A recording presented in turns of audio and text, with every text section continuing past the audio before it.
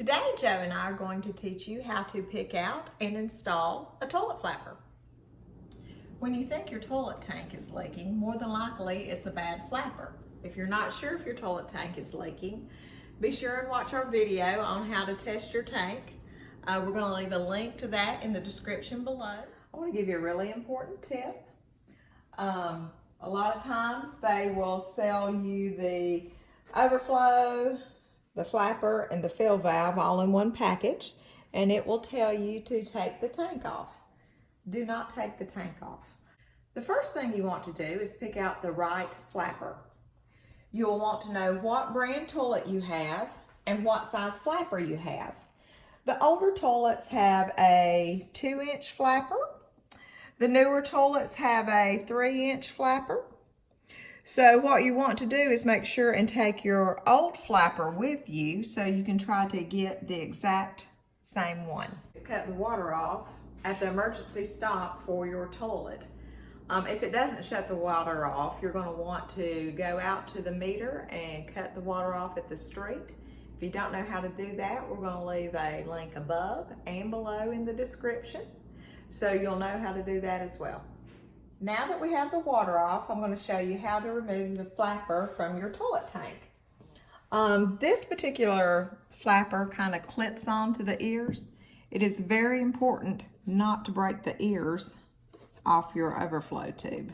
So what you're going to do is I like to put my fingers underneath both sides, hold the ears, gently pop the flapper up. See how it has kind of little clips there on the side?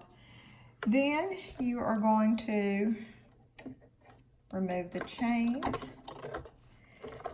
and you're all ready to go. The other most common flapper is the one with the holes. You're just going to gently slide those over the ears and you're ready to go.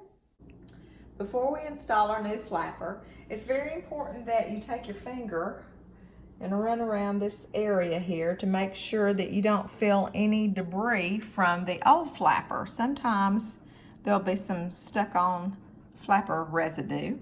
So we'll take and wipe this off. If you still feel something there, then you may want to use this side. Now, don't go crazy with this, because if you scar this area, then your new flapper is not going to get a good seal and it will definitely leak. Okay, now we're getting ready to install our new flapper. These are two of the most common. This is what was originally on there, the dial flapper. As you can see, it has max and minimum.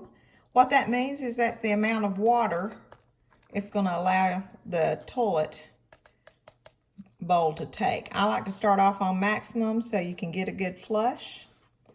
On this particular one, it has a float. The closer the float to the flapper, the more water you get. You can also pull it up and that will put less water in there. All these directions are on your packaging. So for the one with the holes, you're just going to sit it here and you're going to gently put it over the ears, because we do not want to break the ears. And then we're going to go with the dial flapper that was actually on here to start with. We're going to sit the clips right here. We're going to put our fingers underneath these ears and gently we're going to press down to get this to clip to the ears. Okay? The next thing we're going to do is to adjust the chain length to the handle. Okay? This is probably the most important and trickiest part to the whole process. So if your chain is too long, you can see that when the flapper's raised, that it could get hung underneath your flapper, and then that's going to create a leak in your tank. I like to decide which hole I'm going to use. This looks, you know, like it's going to be pretty straight. If you put it way over here, it's going to pull your flapper kind of to the side, which will make your toilet leak. So I'm going to measure from here. And then I'm going to take my hook and I'm probably actually going to go down about 4 lengths, because you got to realize this hook is about 1.5 inches long. So here again, we don't want our chain too long. So I'm going to feed that in there.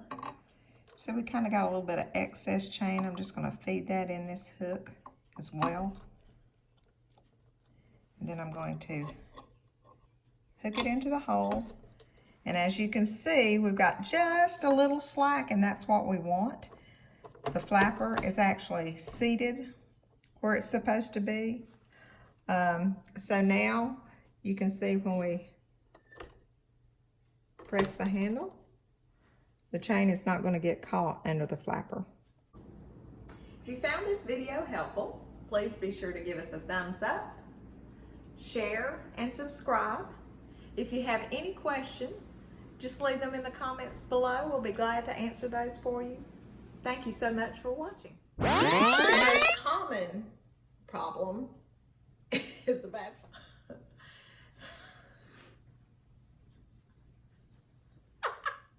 The most common problem of a toilet leaking is the refrigerator running.